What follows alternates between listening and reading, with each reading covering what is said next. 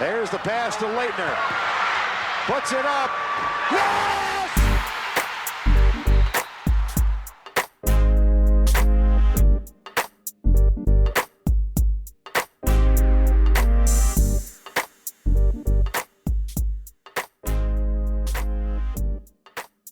Ladies and gentlemen, welcome back to Camera Chronicles. I'm your host, Max Rego. Hope everyone has had a great summer so far. We are coming to you on Saturday, June 25th, a couple days after the NBA draft. Just wanted to do like a summer roundup type episode. A lot of news items to go through for Duke over the last couple of months since the season ended. So I'm joined by Jonathan Levitan, our sports editor. Jonathan, how are we doing? Doing well. Good to see you guys. Yeah, thanks for coming on. And we also have one of our new hosts for the next year, Mr. Alex Jackson. Alex, thanks for coming. Yeah, thanks for having me, and thanks to have myself. And excited, been on this podcast a few times as a guest, and now I'm excited to host Usher in the new year.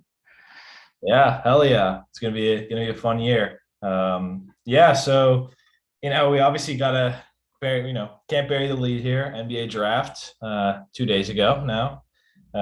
Crazy night. Always love watching the draft. Always a very, entertaining night for a lot of people. Not so much entertaining when Woj and Shams are breaking every pick before it happens, but hey, that's beside the point. And then so let's get right to it. I mean, Paolo, number one pick. Second number one pick for Duke in the last 4 years, along with Zion.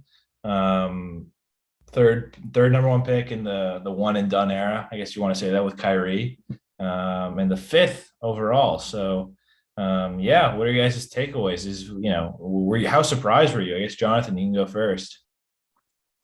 I was pretty shocked. In the days leading up to it, it obviously became a possibility. You followed the money a little bit and you saw that things were starting to move, but it was honestly surprising in the month or so leading up to the draft how what was a three-person conversation for the number one pick kind of felt like it started to become a two-person conversation between Jabari Smith and Chet Holmgren. So it was surprising to see Paolo go one after all of that, but it does feel like he belonged in that conversation and is deserving of that number one pick. Yeah, I'll say I did not really understand why Paolo was not in the conversation for the number one pick leading up to the draft. It really became like all eyes were on Jabari, and Jabari is a great player, and his ceiling is so high. But we saw what Paolo did in March Madness, and Jabari wasn't there. They got eliminated early on, and you could really not go wrong with either Paolo, Chet, or Jabari. But Paolo versus Chet, we saw that happen, and we saw Paolo just power through Chet. So I thought that Paolo deserved a little bit more recognition heading into it. I didn't think that this is necessarily like he was a guarantee to go number one overall, but I just thought it was a surprise. It shouldn't have been, though. Yeah, I think I was shocked. I thought he was going to be. I had thought of him as the third pick, for a couple weeks now, at least, maybe even longer. I'm not someone who reads every mock draft every day. That's just why would you do that? But I was watching it on Thursday, and Woj came on and said he is now the expectation to be the number one pick. It was just seemed out of nowhere. It seemed like the Magic kind of kept it a secret just for the sake of keeping it a secret. They have the number one pick. Why would you keep that a huge secret? But yeah, I think if you look at it, he's, of the three guys, he's probably the most NBA ready guy right now. He doesn't have to fill out his body. He had those issues with cramping last year, but that's probably the extent of it. There's not this huge concern with maybe he could get injured or not hold up physically like Chet. And Jabari is just a little thinner as well. So he's probably the most NBA ready guy of the three. I would say probably Jabari has the highest floor just because of how good of a shooter he is. He can last for so long. And Chet has Chet probably has the highest ceiling. So it's I think all three teams are going to really benefit. I think Orlando, they have a bunch of ball handlers, Cole Anthony, Jalen Suggs. They have a big guy in Wendell Carter, obviously a Duke guy who can run the floor. Seems like a really good fit for Paolo. He can space the floor too. He can let Paolo drive. Yeah, so it seems like it's a good fit. I think all three teams probably got the best fit. I'd be interested in hearing what you guys have to say about who you think might be the best player. Like, should Paolo have been the number one pick? I in the lead up to the draft, I know that I thought Paulo was the best player all along, and we got the privilege of watching him all year. You kind of have to appreciate how, I don't know. I know Maxie said it was unnecessary, but it's pretty cool how the Magic kept it so tight, made for a good draft day, a good spectacle. But I think it was Friday where Chris Carrawell had his pre-draft availability, and he was talking about why he thought Banchero and Jaden Ivey to be the best two players in the draft above Holmgren and Smith. And it's because those are guys who can go and get it, I think are the words that he used. And that's really how Paulo separated himself as the year went on. I think a lot about the only head-to-head we got between those three guys was Paulo versus Chet Holmgren in Las Vegas. And it was really clear then that which guy was able to put his team on his back and make a difference. They're all going to be difference makers at the NBA. They're all going to be great players. People can say whatever they want about Chet, but he is fantastic. But I do think that the Magic not only got the best player available, but the player that they need the most, because the Magic are probably the furthest back in their rebuild of the Magic, Thunder, and Rockets. The Rockets have some really good young players that they really believe in, that they think could be in their starting lineup for years to come. The Magic are still kind of cycling through players, and the Thunder have a master plan that we're still working on figuring out. But I think that taking the player, like you said, Max, who is probably the most NBA ready, maybe not the highest floor, maybe not the highest ceiling, but the most ready to go now and start going, that feels like the right pick to me. Yeah, I agree with that. I think that he was the most pro ready of the three. They all of them have their own concerns. Chad, like my concern with him has always been kind of the same thing that was with Mark Williams was, are they really good or are they just really much bigger than the college competition and they're able to dominate with just their size? We'll see. I mean, I know Chet's got unbelievable skill, so we'll see how that pans out. But Jabari's struggled driving in the ISO. Paolo's shooting isn't anywhere near Jabari's, but it's still it's not it's far from bad, and I think it can only improve. So I think, yeah, what you guys were saying about being most pro ready, I think Paolo can jump in and make an instant impact versus Chet and Jabari, who might have to work for it a little bit harder to build up to getting up to that game speed and becoming real factors in their first year. Yeah, I mean, it's not like a huge surprise that people are already saying this, but I think the consensus is that Paolo has the best chance of the three to win Rookie of the Year, just because of how pro ready he already is. I mean, if you look at it, like Paolo has the most like well-rounded skill set for sure of the three. I think Jabari has like the one skill that is just going to make him last for so long that I think like I obviously like Chet as well.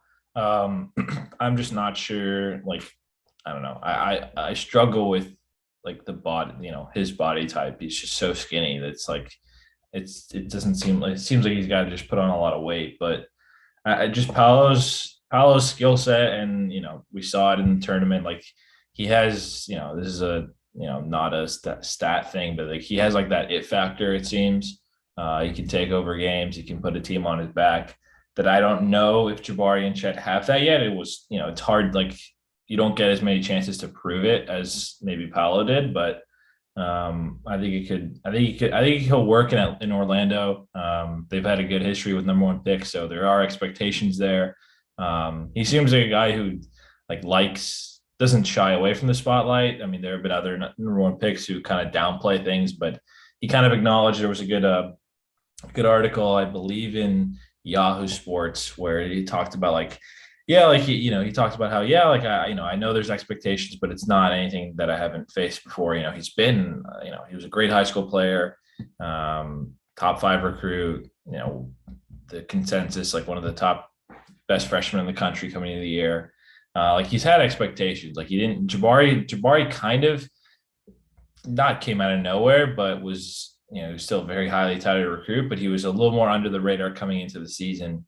And Chet, I guess, Chet and Paolo were the two most talked about freshmen, I would say, coming into this year. But it's interesting how all that all those rumors, everything kind of came to a halt 2 minutes before the draft. And even Paolo said he didn't know he was, until 30 seconds. Adam Silver kind of looked at him, like mouthed like congratulations.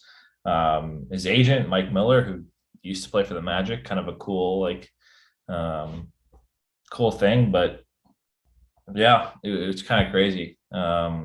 Just seeing him like become the number one pick, like I was just surprised. Yeah. Any last things on Paolo from you guys? Yeah, I just got a quick question for you too. Of those three top guys, I mean, it was a clear upper echelon of like the three top guys. And who do you think is the best leader and like jump into like a leadership role?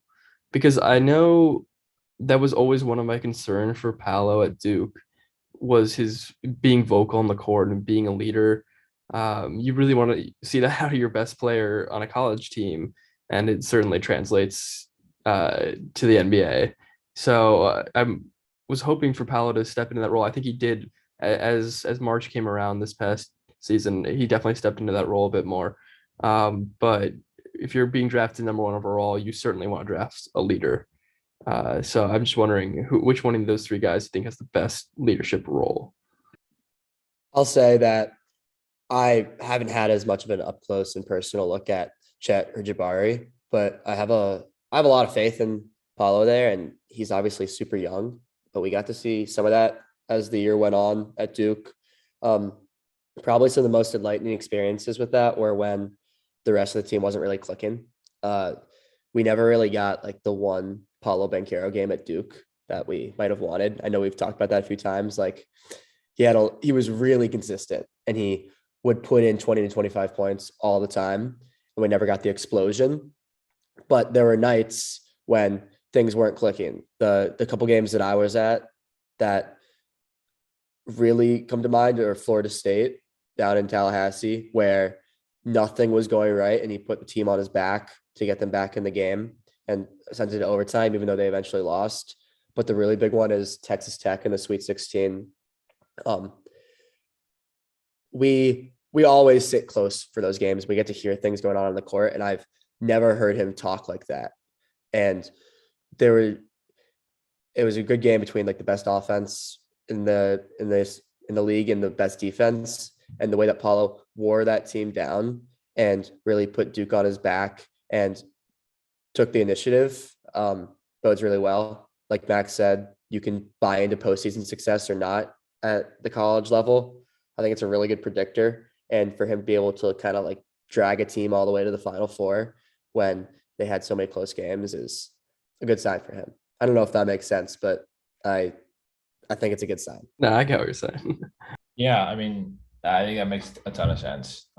He just has the quiet kind of confidence, it seems. Like if I were to describe him in a way, like he's very, he got more vocal as the season went on. But he wasn't he wasn't the main vocal leader. That was definitely One No More, but he definitely had a lot to do with their ability to close out games, because they were not a very good team in close games to start the year. I mean, Miami, Florida State, although, you mentioned Levitan, he had nothing to do with that loss, really. He was the only reason it was even close.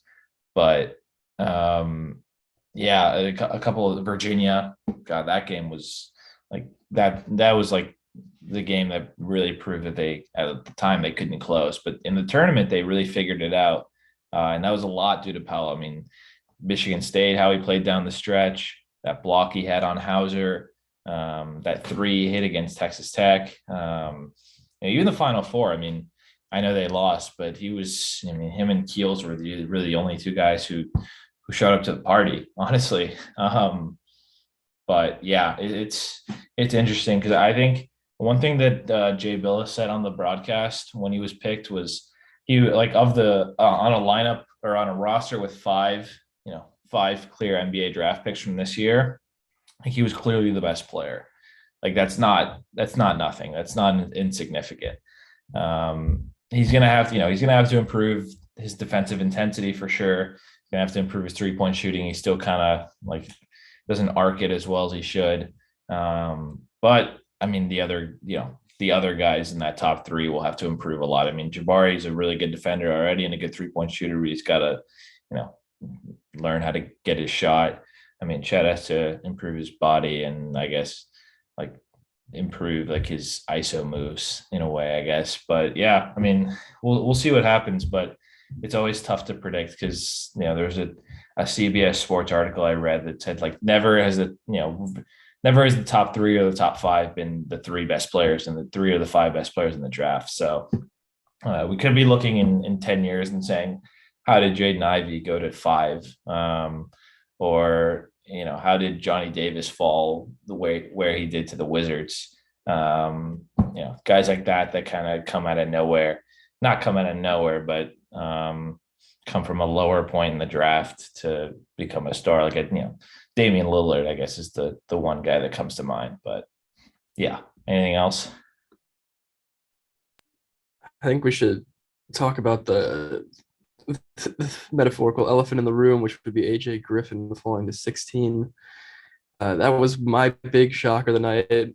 I know you guys were pretty shocked about Paolo, but I was really expecting to see AJ much, much higher. I guess you get a little bit of that bias from us because we just got to watch him so closely all year. But I think he's just an incredible talent for his age, and the ability he has right now is just so fun to watch. He was mocked at 6 for most of the year, and then a little bit into the season fell down to maybe 8, 9, and then leading up to the draft, it was in that like 9 to 12 range. And he ended up being taken after Mark Williams, which was that was a huge shocker for me. And the fit for the Hawks, I didn't really think it was a great fit, but he was probably the best player available for the Hawks, and the Hawks are going to jump all over that. So, I just thought that was probably my biggest shocker, my most interesting moment from the draft. I agree. I think it was surprising, but it was also the sort of surprise that I guess in a way you can sort of see coming. There's really 2 AJ Griffins, the one that we saw before Duke in high school and the one we got at Duke, and both of those are awesome. There's like the sort of explosive athlete that wasn't as present at Duke with all the injuries, but then of course at Duke we got pretty much the best shooter Cameron Indoor Stadium has ever seen. I guess that teams didn't really buy that those two things were going to combine in the NBA. I think that's part of the reason he was mocked so high throughout the years. People thought if he can shoot like this and he can be the athlete he was in high school, you've got something really special. And you obviously do have something really special still. He's a first-round talent. But as the year went on and people didn't really see that, and maybe I know there's some injury concerns that we don't know all the information about, maybe it made teams a little more nervous. People start doing their homework on all of the top prospects in the draft, and so many of them don't have those same concerns. But on the other side of that, I think that AJ is better than most of the players taken above him. And for the Hawks, a team that had little to no contact with him throughout the entire draft process, to be like, we have players at this position. We don't know anything about this guy, but we know he's good at basketball. Let's take him. There's obviously a lot of belief for him there, and that's a good situation for him. The injuries are definitely a concern. I mean, anytime you miss basically 2 years of high school, and then, I mean, I know there were some scouts at that practice back in October where he went down with that knee injury. But yeah, that's definitely the reason why he fell. It's pretty obvious, but I remember talking, and this is like, we weren't talking about AJ, but it was kind of a general topic. general conversation. When I was talking with a friend of mine who goes to Duke, and he's a big Warriors fan, and we were basically talking about like how the Warriors have built their dynasty. Obviously, we're coming off a couple weeks ago. They just won the title again. But he was talking about how like they just look for guys who have like one elite skill and not like an all around skill set. And I thought about that conversation, and I think about it in the context of AJ. Like he has the one elite skill that can make him last for a long time in the NBA. I mean, you got to shoot it. Like he can with Trae Young. Trae Young attracts so much attention, just driving it and coming off screens and stuff. Like AJ's going to get open threes. It's not like that's not going to be an issue. It's whether he can become more of a well-rounded player. If he can improve his defense. I was surprised when Billis said that the guys he was covering shot 35% this year. I thought that might be a little bit of a misleading stat because he's not a very like quick-footed defender. He's gonna have to improve there. He's just gonna have to. He does improve. play with a lot of. He's high energy though. I'll give him that. Yeah. No, he's You're right not. about the quick feet, but he has a lot of energy on defense. Yeah. No, he definitely. It's not because of a lack of effort. I don't think. Like the criticism of Paolo is like he doesn't coast on defense, but there are moments in games where there's a little bit of a lack of intensity on that end. Where he's able to rely on his talent more than his effort. Exactly. But he became like Paolo became much better at rebounding. He was carrying so much of a load on offense that it's just like you got to conserve energy and stuff. You got to manage your game a little bit, but. I think AJ is just gonna have to become a little, quicker on his feet defensively, and just like become a better ball handler and creator off the dribble. Levitan, anything you got there? I think the big question is just whether he can fit into that Hawks lineup. Like you're saying, maybe he needs to develop some of those skills, and yeah, definitely. But you're right, he has the shooting, and that's pretty much all you need. When you're as good as him, it's what every team is looking for in the NBA these days. So if he can kind of crack that rotation, and I know we've talked a lot about the LaMelo Ball, Mark Williams excitement, but I think Trae Young, AJ Griffin is just as exciting of a possibility. Yeah, I'll say one more thing about AJ and just the NBA draft overall. I think that especially in recent years, the success rate of these top prospects after like the first 5 picks, it drops off so dramatically. And all these guys are like household names coming out of college, but like being even like a mid to late first round pick, the chances of you actually being successful in the NBA is so low. So I don't understand the not taking the guy with such like the highest ceiling, like AJ Griffin. Yeah, he's missing some of those characteristics that you would really want to see out of a well-rounded player, like we just talked about. But his ceiling, I think, is one of the highest of the not top 5 guys. So even though the injuries and whatever defense, I was just surprised that a guy with his ceiling fell so low. Yeah, I think that's the main question mark. Like, why don't teams think that we can get both AJ Griffins, right? I think what is he, 18 years old still? Why isn't that a possibility? Yeah, I mean, definitely. It's not like Wendell where he's got a couple years under his belt. Like he's still got a lot of time to grow, a lot of room to grow. I mean, it's interesting how he like you said, Levitan, like AJ going behind Mark is really surprising. I mean, let's move through the other 3 guys. Mark, I mean, I think we kind of all expected him to go to Charlotte. I think it's a really good fit. He can catch lobs from LaMelo, can run the floor. I think he's not from Virginia, but he obviously has lived in North Carolina for 2 years, so he doesn't have to move too far. Yeah, I think it's a good fit. So what about you guys? Yeah, that was certainly no surprise there. Taking him at 15. The Hornets had 13th and the 15th. They took Jalen Duren at 13, but ended up trading him away. So to see Mark taken at 15 was no surprise.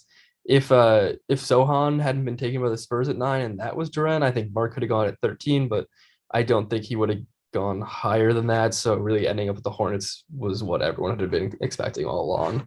They've been in desperate need of a center for a few years now. So yeah, like you said, that pairing with LaMelo is going to be great. I think he can be an instant impact guy, but we'll see for sure. It can never be easy. And like I mentioned earlier with Chet, one of my fears with these with a guy like Chet and a guy like Mark is how good the other skill is going to translate to the NBA, because you're going to have to rely a lot more on skill and a lot less on just being bigger, because there are a lot of more physical, bigger guys in the NBA. So I love Mark as a player and as a guy, and I'm excited for his next step, probably more than most of these guys, because I think he's just such a lovable guy. And yeah, I think he has a good shot to be a real impact guy with the Hornets. I can't remember the last time the Hornets had a center to remember, somebody that you could put in there and actually have to account for. And you're saying, Alex, that maybe we'll see how much it translates to What are the you talking NBA. about? They got Mason Plumlee. Like, No disrespect, Mason Plumlee. He's not in Charlotte now, is he? I think he is. Yeah. I think he is. Yeah, I think he's their starting Okay. center right now. Yeah. Where he was before the draft. Well, Oh boy, yeah, I'm in trouble. Now he's Um, not. But the thing is that he's not just big in college. He's going to be big in the NBA. He's got, I think we said, the second tallest standing reach ever in the NBA. It's almost 10 feet tall. And that bodes really well. I know that we've all talked about this a lot, and we really agreed that Charlotte's a really exciting place for him. There's really cool energy down there. Coaching situation's a little interesting. They just brought back Steve Clifford after a little hiatus. So, and I think he's a good coach, but we'll see how that goes, because it didn't work out the first time. You could kind of hear the collective groan from Duke fans, which made me laugh when the Hornets took Durant at 13, because Mark and Charlotte are such a good fit. And to see him land there at 15, no complaints from me. I'm excited to watch him have a great NBA career. Yeah, he can definitely make an impact right at the jump. I mean, he's gonna have to. He's obviously gonna have to improve a little bit in his footwork and become a guy that can't be played off the floor if you go switch heavy. But yeah, I really like it. I wanted them to do the double big, go with Jalen Duran and Mark Williams, go with the mega lineup. But I was in that same boat with you. That would have been so awesome to see with Lonzo. That would have been so That fun. would have been like the best show on Greatest show. Yeah, just like PJ Washington at the 3, just for good measure, you know. Yeah. I mean, that would have been such a dumb move, such a dumb decision to take two centers in the same draft, like within 2 picks of each other. But it would have been so funny. But yeah, I think they had to get one of the centers. And I like Jalen Duren. I think the Pistons are about to be rocking, I think, with Ivy, Cade and Jalen Duren. But yeah, I think and Sadiq Bey. You can't forget about Sadiq Bey. Yeah, that's right. And Marvin Bagley. So if he can ever like figure his stuff out. Yeah. So Mark, I think it's a good fit. Wendell, Timberwolves, I didn't really see this as a like scenario for him. Obviously it was a trade, but I didn't know what team he was on for a good like 5 minutes there, because it was like Rockets, Mavs, and then Timberwolves. Yeah, there were so many trades going on. It was so hard to figure out what was happening. Yeah, it took me a solid 5 minutes to actually figure out what was happening. I don't think I still know what's happening with that, but yeah, it's just like I think it's a solid fit. They were a playoff team last year. They were, it was a really fun series against the Grizzlies, but they need some role players to come in and kind of make an instant impact. And I think Wendell is that guy.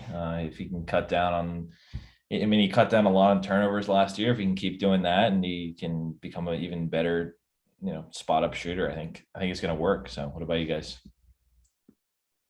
I had thought that originally that Dallas was going to be a really good fit for him for one of the reasons I think he'll work really well in Minnesota, which is just that, I mean, we talk about Paulo being pro ready, but with all the ups and downs that Wendell has been through in the past few years in Durham, and as much as he's grown as a player, I think that he's probably the most pro ready of all five of those guys. I don't know if you guys agree with that, but he is an instant plug and play pro. He fits into a rotation if you need him. And for a team like Minnesota that's trying to kind of take the next step and become not a contender, but join the sort of ring of contention, he's a guy that'll make a difference. So I'm glad that he's in a good situation, but I think it would have been really hard to find a bad situation for him too.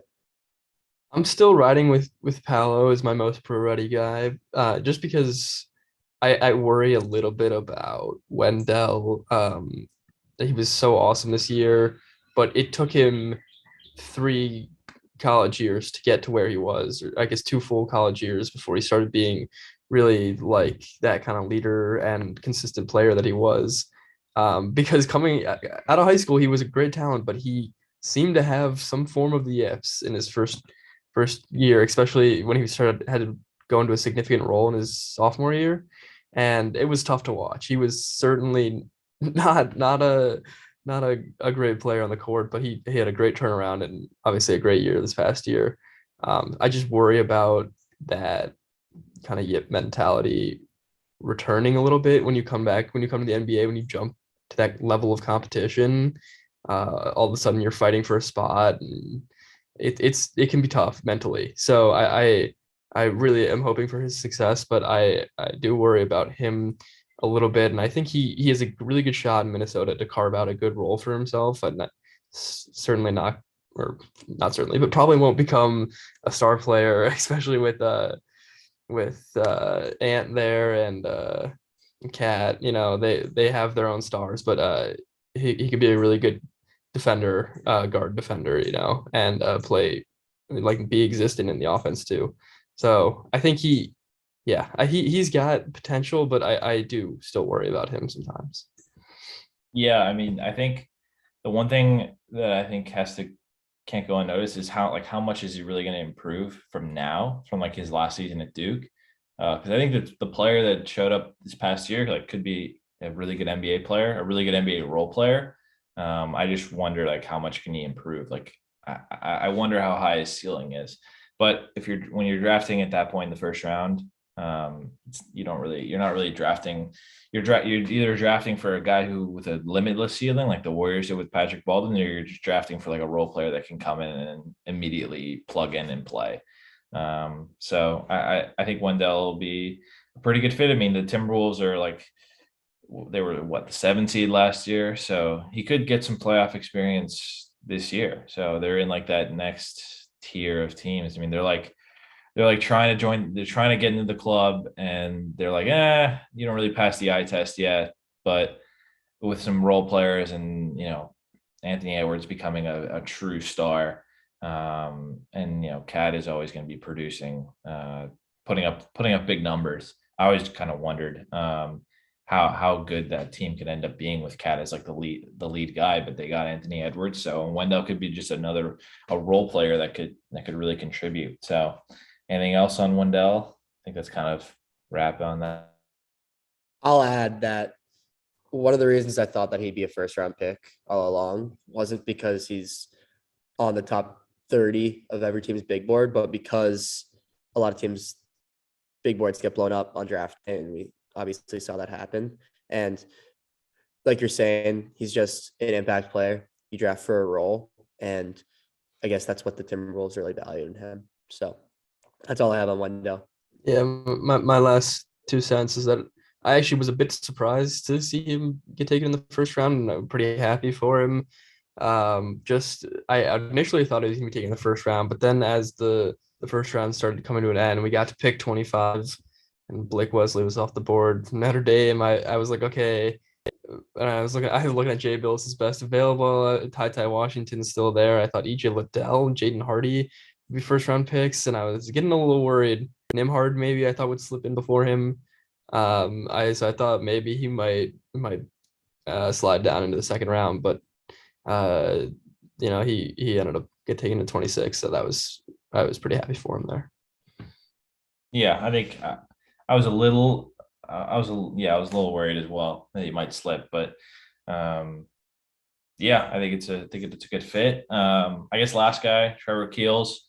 For me, not a huge surprise that he slipped. His combine performance just straight up was just not good. Like he didn't measure out with his body very well. The shuttle run and the body fat percentage is all like those are real concerns. I mean, maybe I'm sure he'll love New York. He seems like a big game player. Likes the spotlight. Obviously, had that big game in MSG, but yeah, I think you got to give him a couple years. Maybe splitting time in the G League, and hopefully he can, improve his conditioning and work on his passing and his playmaking, and maybe he can be a role player. I think he's super young, so he's got a lot of upside, but I don't know. What do you guys think? You see him slide all the way to 42. It irks me a little bit. I think his path to success, career success, it was just so much clearer if he had come back to Duke for another year. He could really establish himself and shown more consistency, which I know NBA teams were really looking for more consistency in the scoring department. But so I don't understand it, I guess. I don't understand his decision to go to the NBA draft just to be taken in the middle of the second round. It just, I guess each man, it's his life, his reasons. And of course, I would love to see him at Duke because I want Duke to succeed. But so maybe I'm a bit selfish, but I just think that he had such an opportunity to establish himself more and shoot himself up into the first round, possibly then become like a more instant impact guy on an NBA team instead of having to do that G League on and off kind of thing that you were saying. I think he's a pro and he will be a pro. But you're right, Alex. It's a little interesting that he made the decision to fall here in the second round because his path is that much harder. The Knicks are, I guess, somewhat of a good organization for that because they have somewhat of a fluid situation, and maybe he can get more time up in the NBA, actually developing there and down in the G League. So just get consistent run. I like what you said, Max, about him as a big time player or a big game player. My sort of lasting image from him is he was great in the Final Four against UNC. Kind of obviously gets lost because that was not Duke's best night. But maybe the bright lights will be good for him. Obviously, Madison Square Garden, he's 1 for 1 there. So we always talk about Keels needing the right situation to succeed in the NBA. Maybe this is it. Maybe this isn't. But the path is definitely harder than it appeared to be a few months ago. That's a good point. I'll just say quickly about him ending kind of on a good note. I didn't really think about that. His last game, he did play well, and it was he was an important role in keeping Duke close in that Final Four game. So maybe that was like the taste in his mouth as he was making that decision. Yeah, I mean, I think we'll have to see, what like his contract situation is and how much time he spends in the G League. But I mean, he'll definitely have to spend some time over there for at least a year. See how he does in summer league. But yeah, I think like he's definitely the one thing he has going for him is it was never a question of he was too passive last year. He was always aggressive, looking for a shot. And he was a good enough passer to get it done as like a primary ball handler. But we'll see. Obviously, you can't predict. It's hard to project all these guys, but none of the 5. Obviously, all 5 of them will not end up with the same team for their whole career. So they're gonna, some guys will bounce around and see, they'll get bigger contracts other places, and it could be a different fit with different teams. So it's just hard to project, obviously. But yeah, so I guess that's a wrap for the draft stuff. I wanted to ask one question though. who we talked about. I guess we don't have to go through who's in the best situation, but who do you think has the longest? Who has the most successful career first? In like one sentence. I mean, I think we can agree. I think who we think is going to have the most successful career. I think perhaps that would be the number one overall pick. Yeah, I think that's probably the safe choice. you just like Paolo. In a sentence, like he just makes difficult shots. That's one of the things that Kendrick Perkins said on the draft coverage on Thursday was he's a tough shot maker, which is not is significant considering at the NBA level the defense is just going to be that much better. Who's going to have the longest career? I guess who will have the longer career? I thought one of the two guys, one of the comparison between these two guys since they were one pick apart. Who will have a longer career, Mark or AJ? I'm gonna give it to Mark. I think this is kind of going back to what we talked to, and I think it applies to longest career. AJ's got the upside. He's got the ceiling to have a long career, but injuries are in his past, and that can be a factor as you start aging. If a more minor injury when you're younger, maybe not a big deal, but when you're starting to get older, it can be a more significant impact. And I think that Mark is just right now he's healthier, I guess, in terms of his injury history. So I think he stands to have a longer career. Although AJ is my dark horse Duke candidate to have the most successful career. Yeah. It's kind of hard to say AJ based off of where like the last few years have taken him in terms of injuries. I don't know the last time he had a fully healthy season, but if you take all that out of it and you just think about his skill set and Mark's skill set, and you don't really predict injuries, because I guess we can't really figure out what's going on. AJ has what it takes to shoot his way to a super long NBA career. It's just a matter of whether you can stay healthy. But yeah, the answer is Mark Williams for now. Yeah, agreed. I think Mark will be a good rim runner, catching lobs, blocking shots. There's a really good article by Kevin O'Connor in The Ringer about how like every kind of team needs a big like Mark, because you need rim protection is so important now in the NBA. I mean, it's always been important, but nowadays like having guys like Rudy Gobert and guys like that, even like KD had to add being a rim protector. It's so important for just forwards and centers. Like having a guy like Mark who can rim run and block shots and impact shots is a huge thing. He's a presence around the rim. So I'm going to go with Mark. I just think he's ready to go. Like he's gonna improve as the year goes on, as his first couple of years go on, but I think he's ready to go to make an impact. So yeah. Any interesting player comps that you guys have? I know we've been texting about this in our chat all the time, but I don't know. Any interesting player comps you guys have for these guys? My only one, and you guys, this might be a hot take, but AJ to Jordan Poole. I feel like I just the only reason I see that is because Jordan Poole has kind of come out of nowhere recently, and become this like he's fit exactly into the Warriors lineup and they've always had this identity as like a really good three-point shooting team. And I think that maybe the Hawks with Trae Young start to do that a little bit more, and AJ is going to take he's super young right now, and maybe take a little bit to develop. But when he starts getting more regular minutes, he could fit right into that kind of either off the bench or like occasionally starting role of just like being that kind of three-point shooter. It's just crazy enough. I like it. They're obviously not the same player, but you make a good point. Their pro careers, or at least the first few years of their pro careers, because Jordan Poole obviously isn't very far yet, besides being an NBA champion. Pretty cool for him. It could be a similar path. I never really thought about that.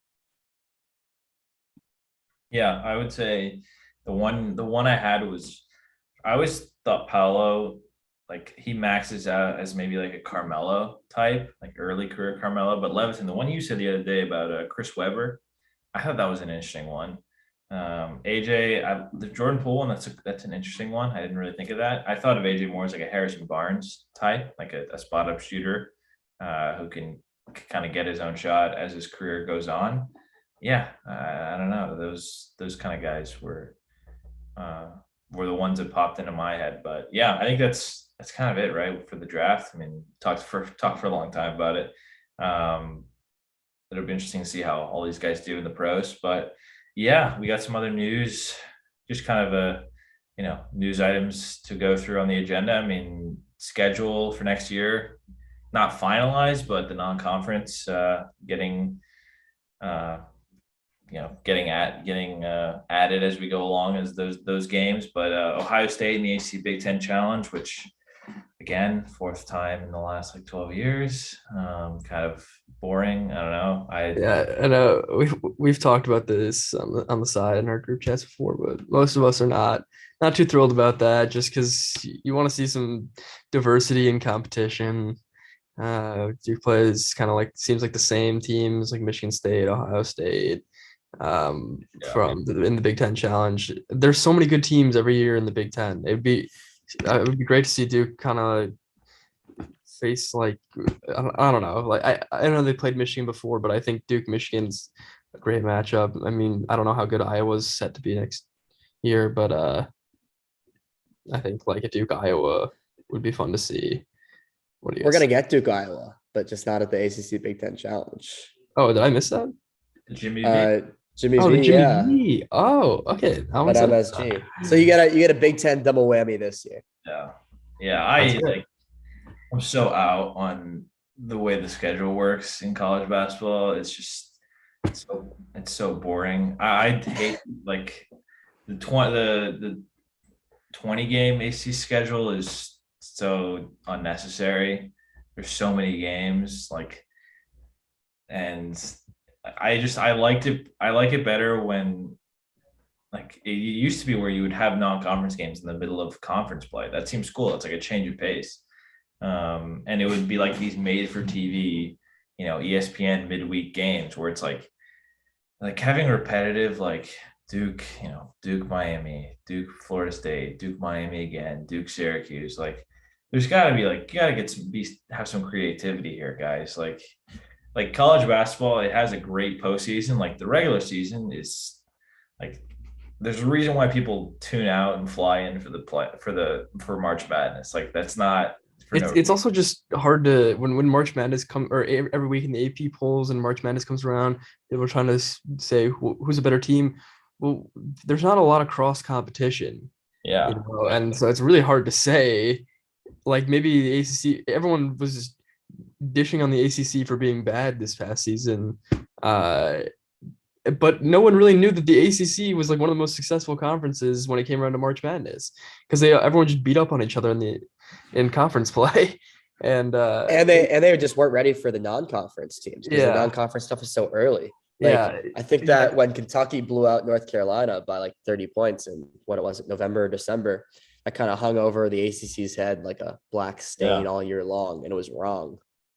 Yeah, no, it's like, I don't know. I just think it's not what ultimately happens. And this is like a broader kind of take, is like, they make these matchups in like the most, like the worst part of the year, like where the teams aren't fully formed yet,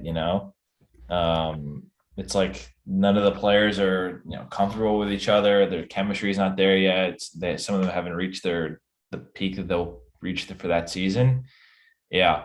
It's like, and who ultimately gets shit on the most is the fans. Like, we see these like terrible matchups in like Hawaii. I mean, the Maui Invitational is cool, but like watching these like teams just score like 55 points because they had just started playing together. Like, yeah, it's like, play more games in February so we can like have a better gauge of these teams as we get going in a March Madness. I mean, that would be my biggest like soapbox, but I know it's a bit of a, again, like a soapbox thing, but I think that's my take on it.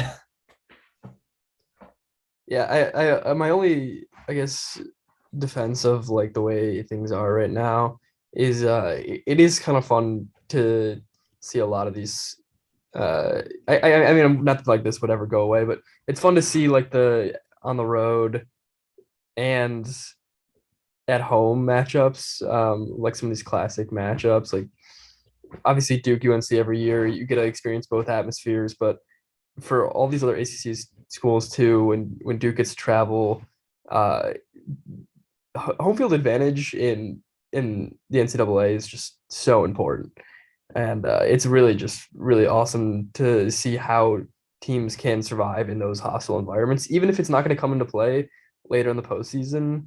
I just think it's really fun to see how teams can adapt in those environments. So with this kind of the way the schedule is now, you get that more often, I feel like. And so I'm just a fan of that, but I do understand everything else that we said is kind of not great. Yeah. We are going to get some fun ones, though. I will say we've got. Yeah, I mean, they're good matchups. The Duke non-conference schedule this year is as good as it has been in years. It'll be exciting, even if it's a little too early in the season for our liking. Yeah, I mean, there'll be good games. I mean, we'll know how they stand going into March Madness. So it's just like I just think it would be better. Hey, like you said, Alex, like having teams navigate like road environments is so much more entertaining, like especially younger teams. It's like seeing Duke navigate Ohio State last year. I know they lost that game, but that was like the first they got punched in the mouth by that crowd a little bit, and knowing that was like there the rest of the year was like part of the story for that team. Alex, I think that's when you gave us your take about road games not mattering during college basketball. I did say that. That's one of my favorite takes. Yeah, I did say that. My take earlier this year was why do teams play road games? If your only goal is to win the NCAA tournament, why? Like those are all neutral site games essentially. I mean, I guess you can get unlucky in your draw or location of where you're playing some of these games, but for the most part, they're all neutral site. And so, what is the point in going into a completely hostile environment? Like that's not helping you get experience because like in the end of the day, you're only going to need to succeed in neutral environments.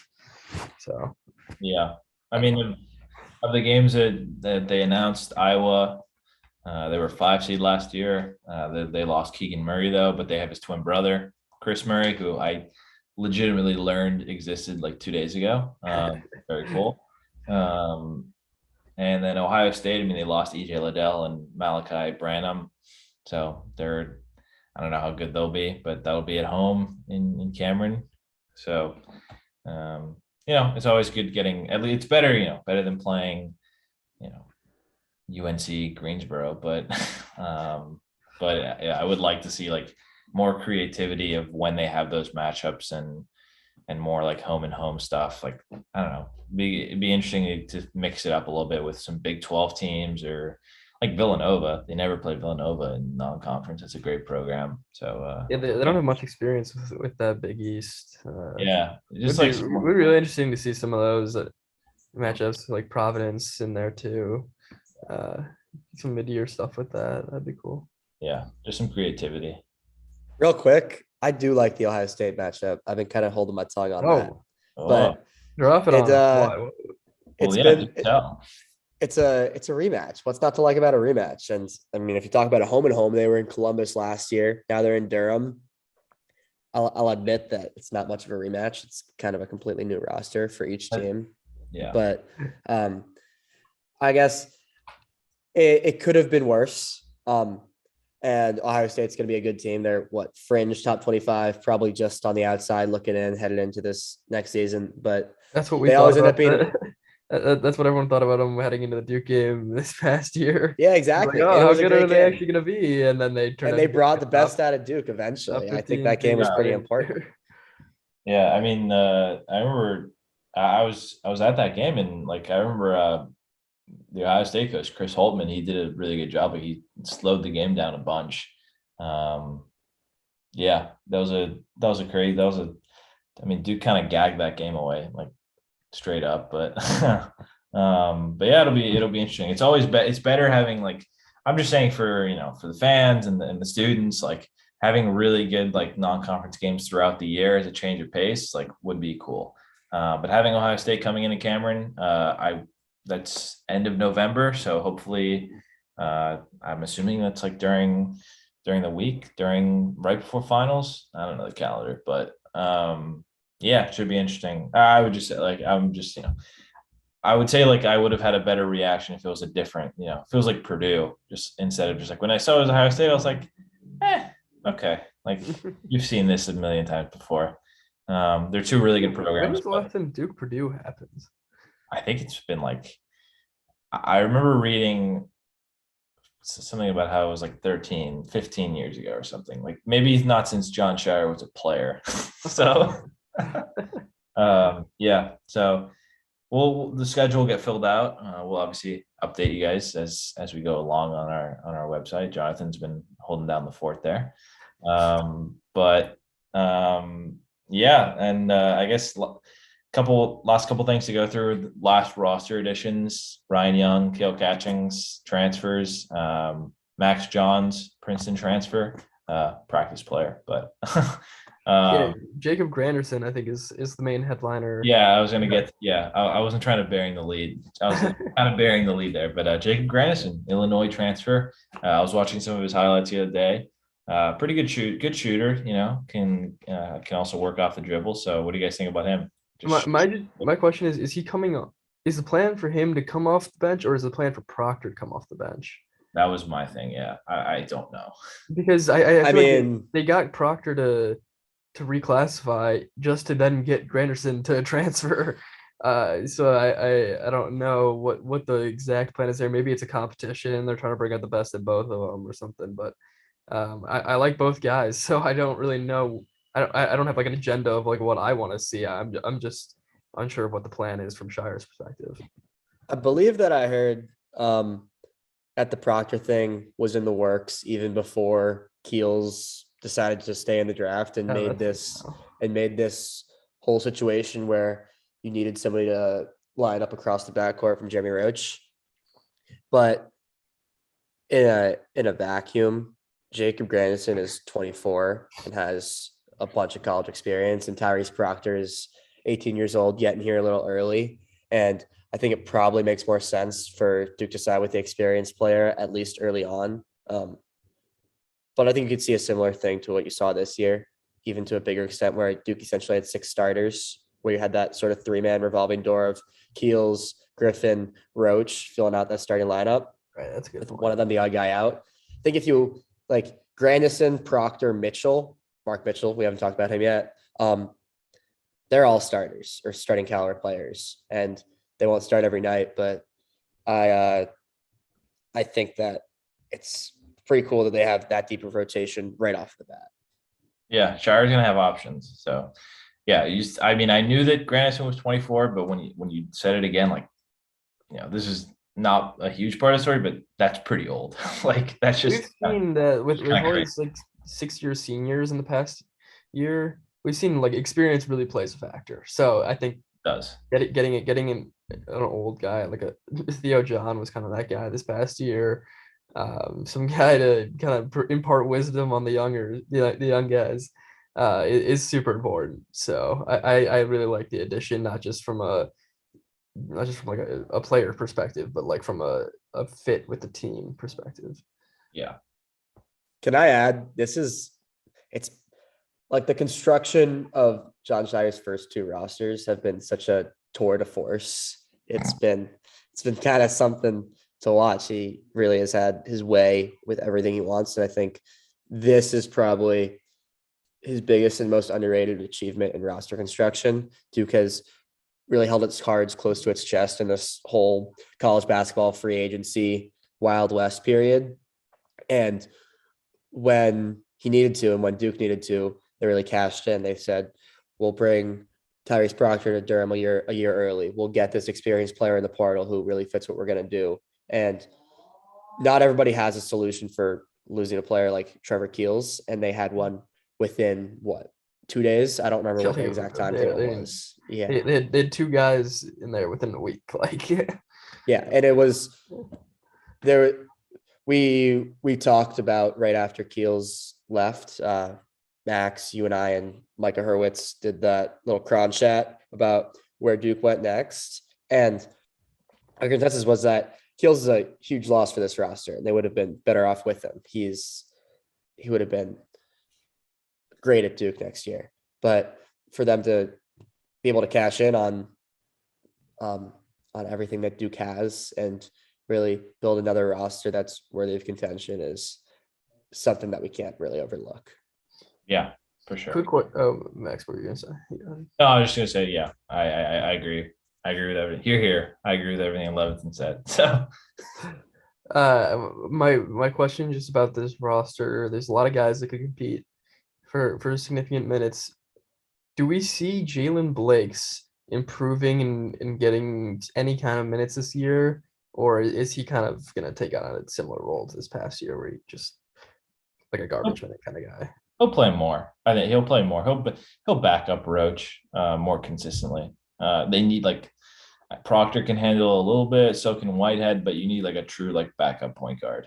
You can't just Granderson can play guard too, but yeah, you can, but you can't just like manufacture. You can only manufacture lineups, enough. You need to be able to have just like a set backup point guard. Goldwire was important, and I think Blake's will eventually fill that role, and that might start this year. So it'll be interesting though. Yeah. Anything else, Levitan? Yeah, I agree. I think we'll see Blake's.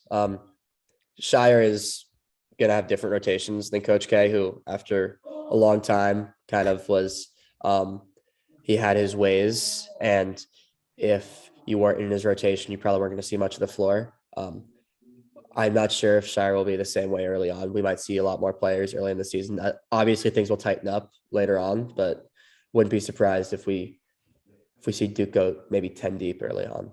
yeah, that'd be cool. I mean, you don't really want to see that out of the recent Duke teams. The deep rotation. It's really become like you have your elite freshmen, and then your maybe like sophomore guys that have hung around a little bit, and that's kind of it. So yeah, it'll be cool to see this year how the lineup rotations change with Shire.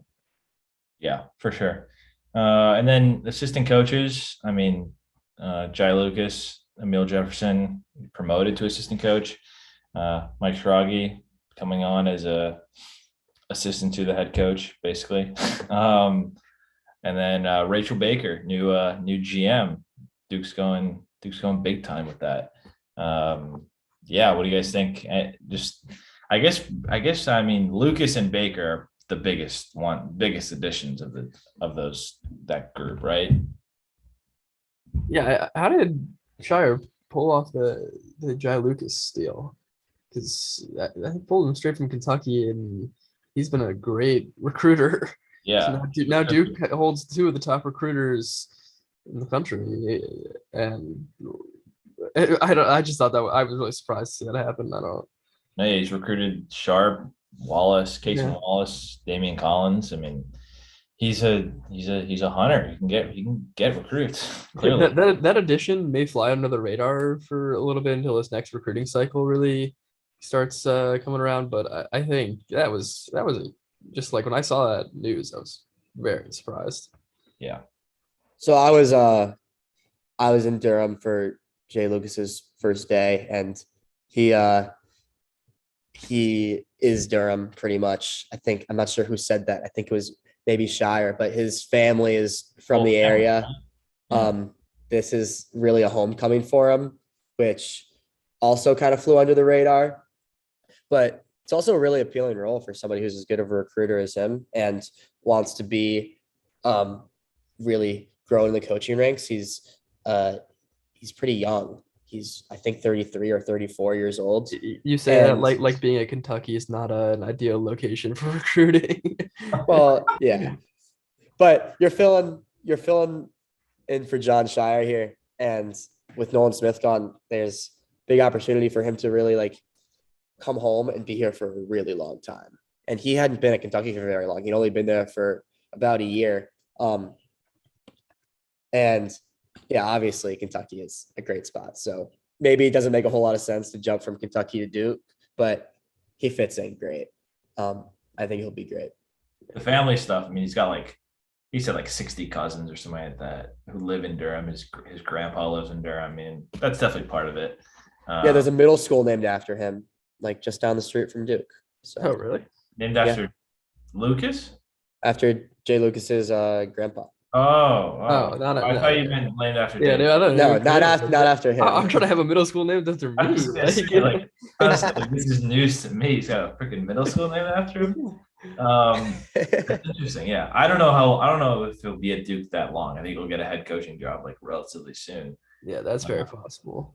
So yeah, and then Rachel Baker. I mean, that was also a huge GM. I mean, we can speed through that one quickly, but makes sense. It's probably a job that a lot of college programs will have. So yeah, adapting to the current NIL environment. Yeah, Duke really is a front runner, and wow, can't talk there. Is really a front runner in that. They went ahead and grabbed someone who's so familiar with the NIL game coming from Nike, and it'll just be really. I think it'll make a huge impact with so many of the freshmen who want to come and really get the most of their name and make some decent money while they're in college and waiting to go to the pros. So I think the position of GM, general manager, I'm putting that in air quotes, is kind of funny just to talk about in college basketball.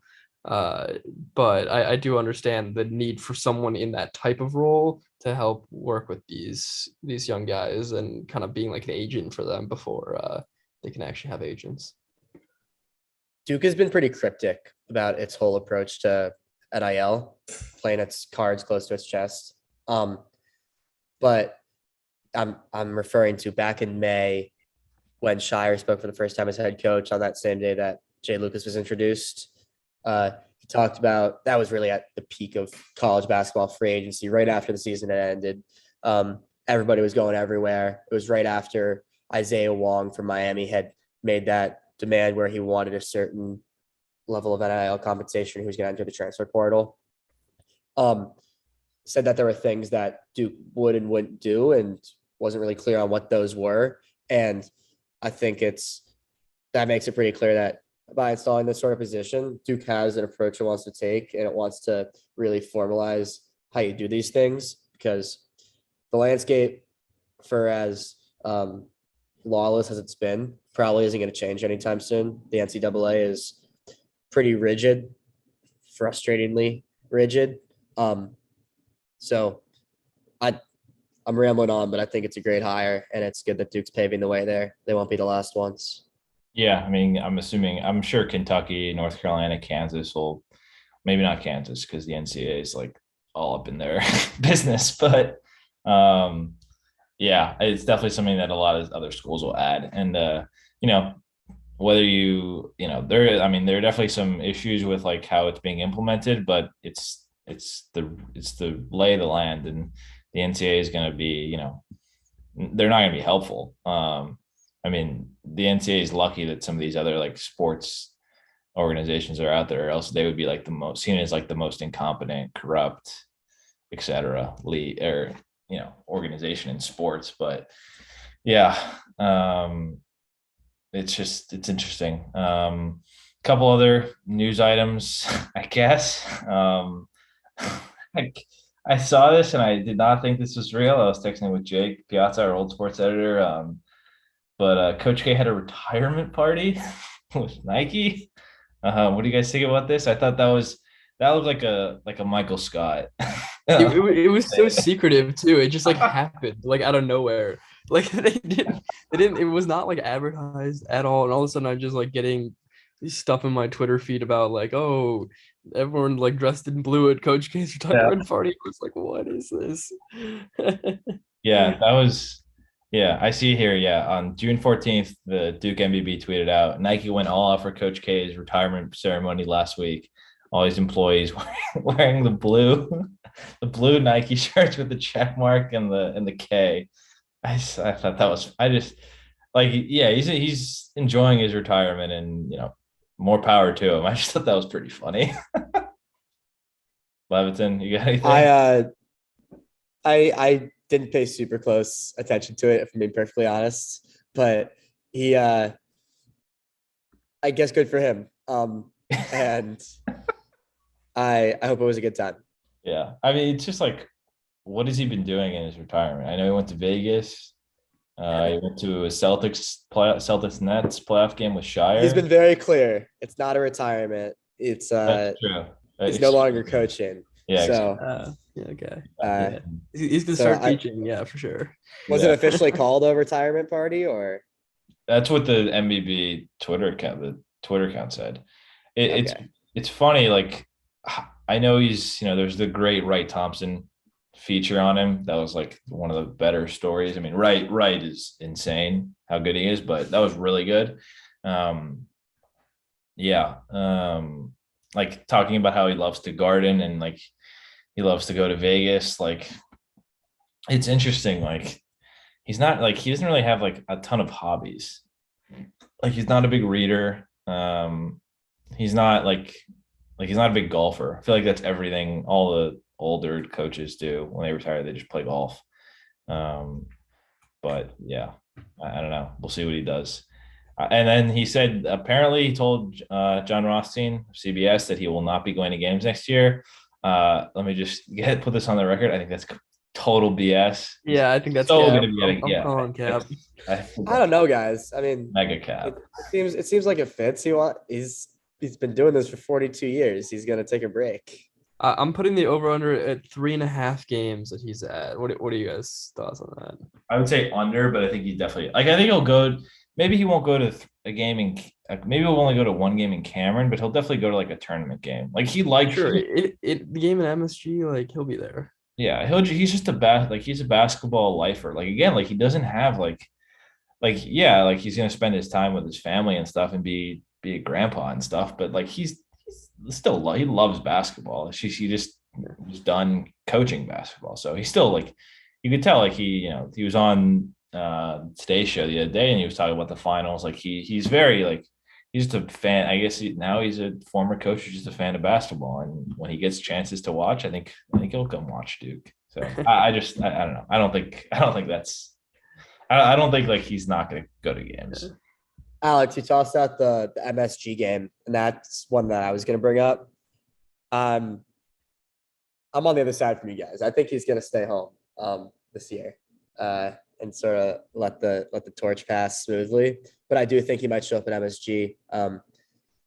It's a little bit easier to blend in a big NBA arena, and it's the Jimmy V Classic. Jimmy V, obviously a good friend of Coach Hayes back in the day, and so that makes a lot of sense for him to make the trip up there.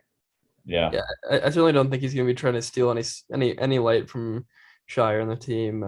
I just think if you go from being so involved as the head coach and kind of like the face of the program for 40 years to then just not going to any games for a whole year, I just think that is a dramatic shift. Yeah. So I think it'll be hard for him to actually stay away.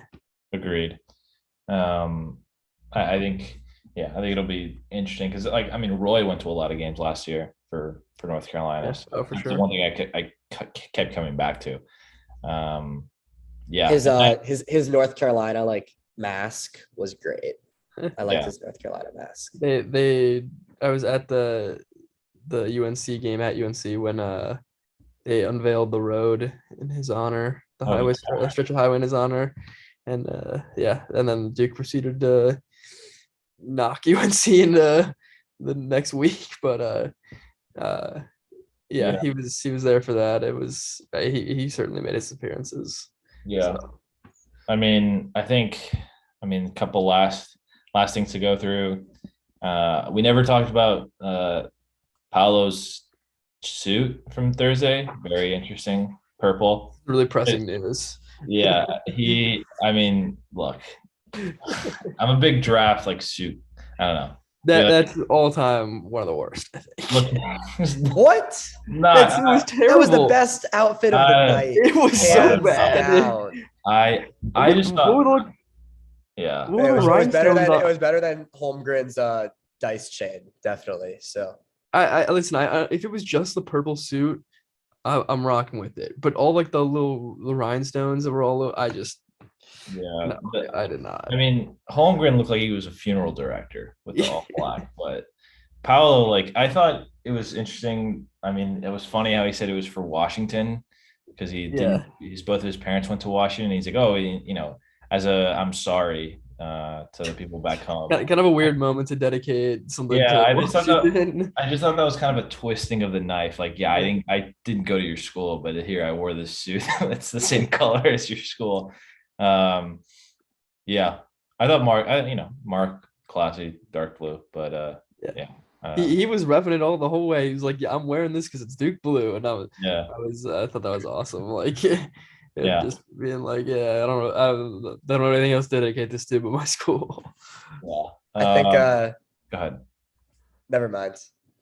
No. I think it's all already been covered in terms of the draft outfits. Yeah. Yeah. I will say every single outfit this past draft beats the oversized like giant suits Oh my that guys God. wearing like the early 2000s. Yeah. Well, look at the 2003 draft picture. Yeah. Like all these Hall of Famers, and they're dressed like, who the hell dressed these guys? I mean, like LeBron's suit from that draft, like he looks like he's going to like his Holy Communion. Like, what are you wearing? Like, You guys have bad takes on draft outfits. That's one of the most iconic ones. it's okay, it's memorable, but like my mom texted me, and my mom, like, she watches the NBA. I don't know, I didn't realize she was watching the draft. But she was like, who dressed Paolo? I was like, Mom, I don't know. Like, I got nothing for you. So yeah, it's I thought, look, it'll be memorable. So if you're going for a statement, that's fine. Did you think what that statement says? I don't know. Did you think for just a moment that it might have been Sacramento Kings purple? No. No. Why would you Absolutely. ever sabatage yourself in the fourth pick when you were No. like a guarantee for a top 3? With how wild this was, I won't lie. The thought did cross my mind. For sure that thought crossed my mind. If they were like the 3rd pick, I would have thought for sure. Okay. Yeah. They were the 4th pick. They were right there. Yeah, but there was like It was the clear top top 3 guys, Yeah. Like there's no way he was Yeah. trying to get himself to drop it a tier of player. Yeah. Yeah, for sure. I don't know. So, enough draft suit talk. And then I mean, we've gone super long, but anything on the NBA finals? Our fellow Duke, not alum, but he spent 1 year, but Jason Tatum, kind of I'll say it, great, really good playoff run, kind of a stinky performance in the finals. I was expecting a little bit more from him. 13 points in game 6, 6 of 18. Like, yeah, he's become a better passer, but he's got to be, the turnovers were just frustrating. Yeah, he's got to take care of the ball. I mean, I was kind of rooting for the Warriors, but like I'm a Heat fan, so never been a fan of the Celtics. I like Tatum, obviously, but I was still pissed off about Game 7 that the Heat lost, that Jimmy shot should have gone in. But yeah, I don't know. Tatum's like, he had a really good run, but the finals. I mean, he got outplayed by Andrew Wiggins, which is a tough scene. So it was the Warriors were just the better team. Yeah, the Warriors. I mean, the Warriors. Steph was the best player on the court. I think that's. And Tatum kind of got. I know it wasn't his best. I'm trying to look at it favorably for him because I think he got caught up there. Their point guard situation, which has been pretty tough for a long time in Boston, caught up to them where, and Tatum had to handle the ball, him and Brown a lot. They turned the ball over a ton because the Warriors are really such a good defense, even though we might not talk about that side of the ball for them. But he had a great playoff run. He was the reason they got there. And I'm excited to see what he does next. Yeah. He's been at it for a long time. Yeah. I mean, like the Celtics are, I think, the consensus like power rankings for next year is in no order: Warriors, Bucks, Celtics.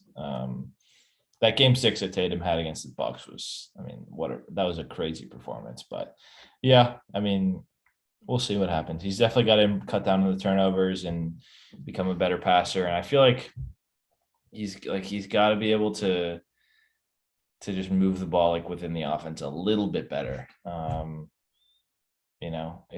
They need a true point guard, and Jaylen Brown needs to learn how to dribble. So they got some other stuff to worry about as well. But anything else? Zion returning, he might be back. I don't know. This year's kind of a shit or get off the pot year for Zion. Like, can he be dominant? It's kind of it, right? Can he be healthy? Is the only question. We know he can be dominant, but yeah, he's definitely been. What did he average? 27 a game for a while? Yeah, that's true. I'm excited to see him and Brandon Ingram get to work together. Yeah. And CJ McCollum too down there. Like, Pelicans are an underrated lineup when Zion's on the court.